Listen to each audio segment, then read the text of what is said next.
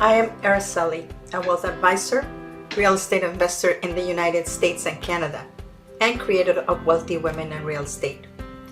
Every week, I meet with Colette, a real estate broker and a real estate investor in Canada. We come together to talk about all things real estate investing and how to increase your wealth. Join us. Welcome, everyone. This is Araceli, wealth advisor and real estate investor in the US and Canada. And in my chat with Colette today, we have an interesting subject. But before you do that, make sure that you subscribe to the channel. You're going to help us out a lot because we bring you a lot of information. So the more you subscribe, the more you can help us to continue to have this channel alive. Colette, can you introduce yourself and let us know what we're talking about today? Yes, of course. Hi, everybody. My name is Colette Rabba. I'm a residential real estate broker in the GTA. I have a little puppy making some noise at my feet, so I'm sorry. He's a little disruptive, but I'll try not let him get in the way of what we want to talk about today, which is something that I put together. I recently did a wedding show, like a little showcase at a wedding venue that, you know, where brides and grooms would come and meet people like me, florists, wedding planners, things like that. So basically, I'm assuming that people want to live together when they get married. That's the ideal. Yeah, so possibly, and they'll probably eventually buy something. So, and they would be considered first-time home buyers. So, it doesn't mean that people watching right now have to be married. If you want to invest in a property and live there with your sister, with your partner that you're not married to, you know, we don't want to convince people to get married just to buy property. You don't have to. Yeah. So, and especially now, and if you are in the GTA, in the Toronto area, it is harder. And a lot of people are looking to get together to buy it. Sometimes even two couples could buy a bigger house to live in there. And of course, you know, if you get along well, this is the way to get into the market.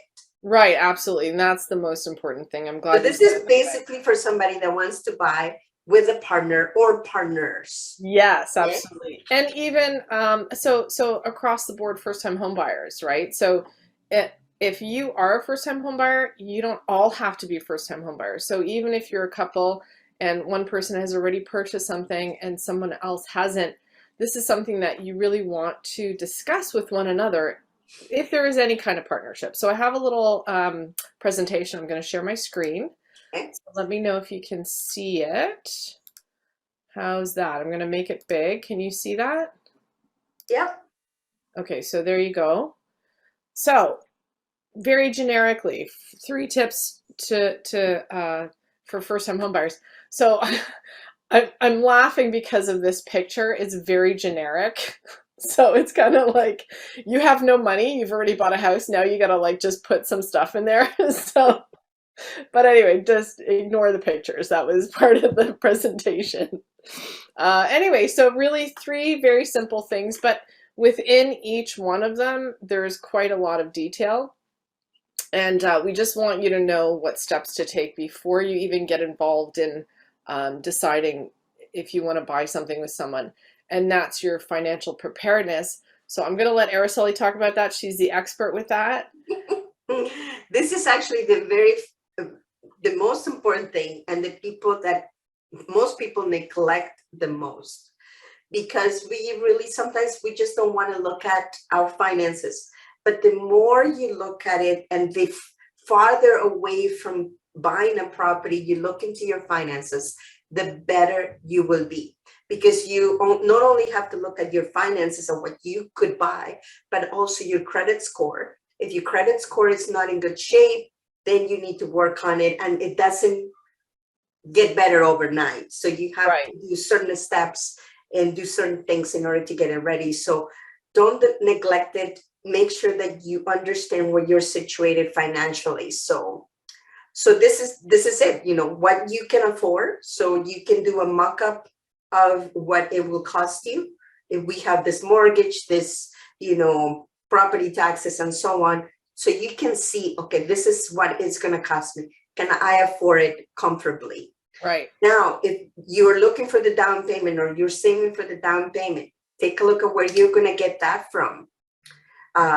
If you have any debt, this is the perfect time to look at it and see if there's any way that you can pay it off quickly or doing consolidation. There's lots of ways that you could do to get that under control.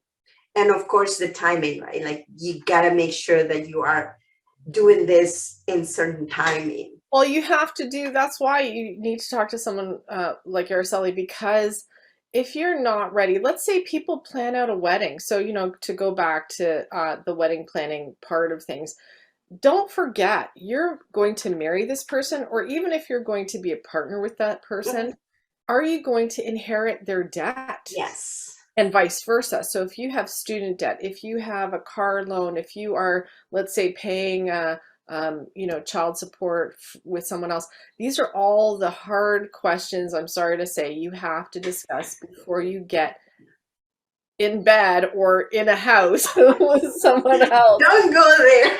Yeah, that's all other thing. But you know what I'm saying? When you say, okay, let's be partners in whatever it is, either buying a property or buying an income property even, are you going to have to deal with that other person's debt? And how are they with their finances?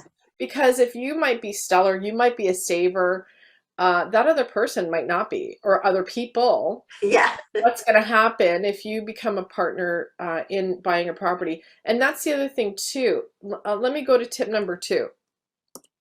So when it comes to tip number 2, let me go back to tip number 2 is about house hunting. So that's where I come in. I have people get so excited about house hunting because they go to Pinterest and they go, oh, look, I want this house. I want this kind of look to this kind. I want 10-foot ceilings. I want you know, a pool. I want this and that. And I go, okay, well, in what area? Like, how much money do you have? So it's always going to be about finances too. Where you want to be has to do with finances. So especially, yeah, that's why everything touches money. And remember, yeah, she said it. My favorite line. That's right. Everything that you do is going to be related to your affordability. Right. And so unfortunately, you know, some people would like to have like the bigger house, 3-4 bedrooms, you know, pool, everything else. But sometimes, especially in the GTA, you're gonna have to be realistic. Your wishes versus your needs. So make sure that you have your needs taken care of. And then you can go back and talk to your realtor. Right. And this is the thing that I get the most from first-time home buyers, their level of comfort. So that's number 3, their level of comfort for renos. If they want it all done and I want it magical and beautiful and I want, you know, to look out into this oasis garden and you don't want to touch anything, I'm sorry, you might not know how to do certain things, but at least if you have a level of comfort to say, oh yeah, you know what, I can paint, or I can rip out carpet, or I can, you know, do those small things that will make your house look better. Yep. I'm not talking huge renters, but know what your level of comfort is when you buy a property. Do you want a little fixer-upper, a tear down? You want it all ready to walk in and you don't have to touch a thing. Yes. So know your level, because that makes a huge difference when it comes to number 2, which is want versus needs, which is back to tip number 1, which is about how much you can afford. So you may be able to find something in your area, but it might need a lot of work. So if you're willing to do the work and you're willing to say, okay, I need this location because it's close to my work, it's close to my family, da da da, but you know you can't afford it otherwise, that's something that you really need to know what your level of comfort is. And just like number 1, timing is everything. Because if you're not ready financially, you're not ready to buy a house. The market is ever changing too. We just had another jump in mortgage rates by 0.5%, which is huge, which is really huge. People are starting to freak out. We're in the summer of 2022 right now. So people are really freaking out. So I can see more signs coming up.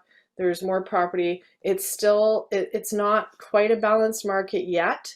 I think there's still, so balanced market is when there's enough buyers and enough sellers and people can take their time and, actually pay the list price and not above the list price.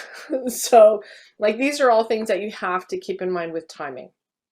Anyway, so once you're pre-qualified, you can talk to me. We can go through preferred locations, your wish list, your comfort zone, all that stuff, and then start looking for your perfect home. Absolutely. And the more prepared you are financially, the better off you're going to be to get what you actually want. But Right. yeah, just to go back to Colette's point, if you are handy and you are willing to do something, you might be able to get a property in a location that is better for you, that is closer, but it's more expensive. And you're going to get it for a little bit less money because you're going to be putting some sweat equity. Guess what? And guess what else? Excuse me. If you have a realtor like me that can look at a property and say, hey, you know what? We can rent out the basement. It's a simple renovation. We can put a wall here. We can put a door here. You can build your equity in your house while you live there without feeling the stress of having to pay for all of it.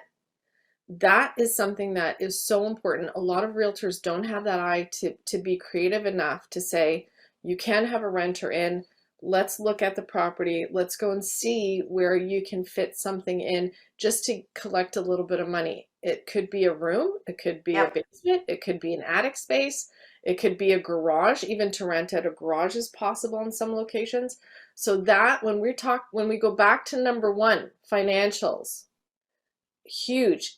Even though you can't, let's say, afford something in the area you want, if you add a rental income to it, could you get that property?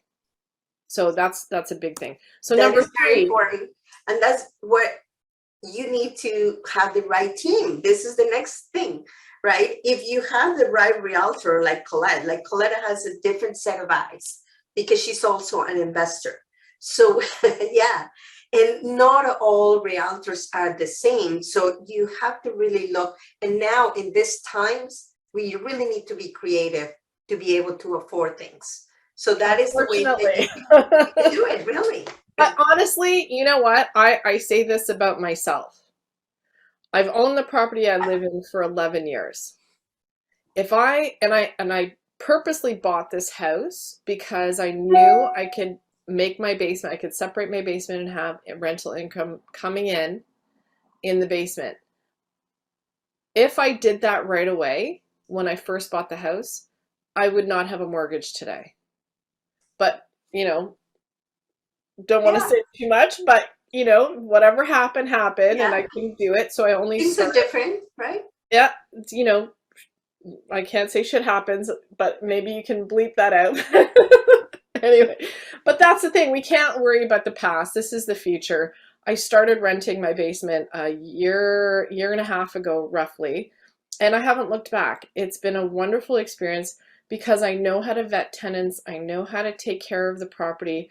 I know what's to be expected. I know how much money is coming in, and I know the type of people that want this Yeah, basement apartment. This is the thing. Like you don't worry. People are always worried about, oh, I'm going to get a bad tenant and I won't be able to kick them out and the laws are so hard. Da da da. That's a whole other story. This is what number three is about. Getting the right team to help you not just find the property, but to get the paperwork written and to protect yourself moving forward. So there's a lot to be said about this tip. I know it sounds funny to say this is what having a team means. You want to be able to pick up the phone and have those financial experts, lawyers, inspectors, real estate people answer your questions. Like there's at any step of the game, like there's not just, okay, the deal is done and that's it. We are relationship building with our clients. They yeah, can call us at any time to say, hey, we need to ask you this. What do we do? And it's just a second, like Araceli said, second pair of eyes, to really say, how can I look at this differently? And it doesn't hurt. no, absolutely. If anything, it helps you make decisions, right? Exactly. And sometimes, in many times actually, when you didn't think that you could afford it, you can, because now you're going to be getting a second income that is going to help you pay a portion of your mortgage or maybe the entire mortgage. I don't know, right? Right. So all of these things, they need to be worked out, but just remember, make sure that the first thing that you work, even if you think that, I don't have the down payment, Yeah, let's go start back. working on your finances today, no matter what.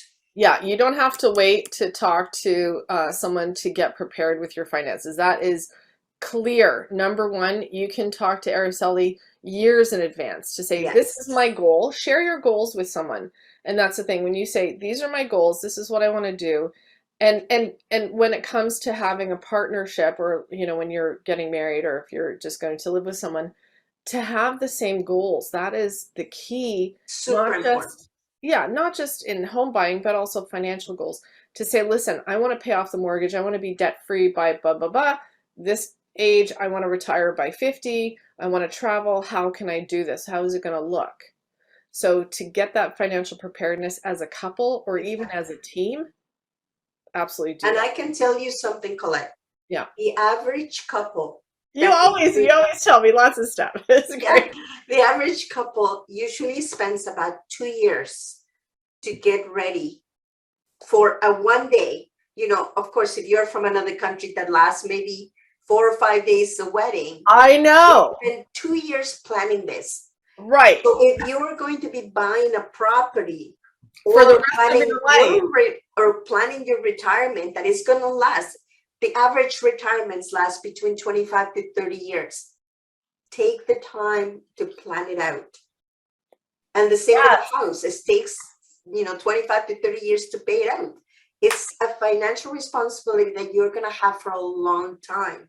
So make sure that you take the time to do it. So do it reverse. Plan as much as you can for your retirement and for your house hunting, than as much as you plan for your wedding. At least, right? At least minimum. Yeah, at least. And I can say that it's absolutely true. And it's not everybody, we're saying on average, but honestly, we saw at that wedding show, I'm going to stop sharing, but that's the thing. We saw people that were a year out, 2 years out, and that's when they start planning. And you're doing all the preparation now. Yeah, so it's kind of like, really, that's great, but at the same time, what are you doing for your finances? Have you even had that conversation? How many couples have I spoken to where I said, what's your debt like? And they look at me like, don't ask me that in front of, like they might change their mind. I'm like, really? You haven't had that conversation? And this is the perfect time. Like, even if you're not getting married, but if you're buying a property, you're basically signing a contract, just like a marriage contract. That's right. And even if together. So this is the perfect time to review your finances and come clean to everything that you have, because you can now do something and put a plan together. Right. And that's the thing too. And that's the thing. So number 3 is get your team prepared and have them, in your pocket, because the legalities of everything, to say, okay, my parents are going to give us whatever, $50,000 towards a house. That should be written somewhere. If you need a prenup, that should be written out to say, I had a gift from my parents. There's so many things. There's so many layers to saying, I know you're laughing, but honestly, you don't know until it's too late. You're like, oh, I know. I'm laughing because when people come to me, they say, oh, I wish I knew that. But when they were ready to do it, they didn't want to look at it. Right. And this is the thing. You don't know what you don't know until it's. You don't want to admit to yourself how much debt you have, never mind like somebody else, but you have to. This is like, it's only fair. You're gonna get into this relationship with this person. You want to know what you're up against. And that's the thing, even if you live with people, if you live with your partner and you invest in a property, it's like you're married. So don't think that, oh, we live together and I put in 75% and that person is only paying 25%. Doesn't work that way. At the end of the day, the court of law is going to look at it 50-50 in Ontario, at least. If you're in a different country or a different province, it might be a little bit different. But make sure your paperwork is like right on. That's right. So make sure that anybody buy houses, please. Yeah, exactly. So make sure that you do review your finances, that you do a house hunt properly with your needs versus your wants, and then have the right team helping you towards everything. So I hope this helped today, and remember to subscribe. And if you are not a visual person and you like to listen to it, there's a podcast that has this information as well that you can listen at any time. So thank you, Colette, for putting this presentation together. This is very helpful for people. So we'll see you in the next one. Thanks, Colette. Thanks for joining us, everyone. Bye. Bye. Thank you for being here on the show. Please remember to subscribe and hit the notification bell to get notified when there are more shows available. And if you would like to have more information on how to start investing in real estate, please visit my website at www.aracelihernandez.com. Thank you.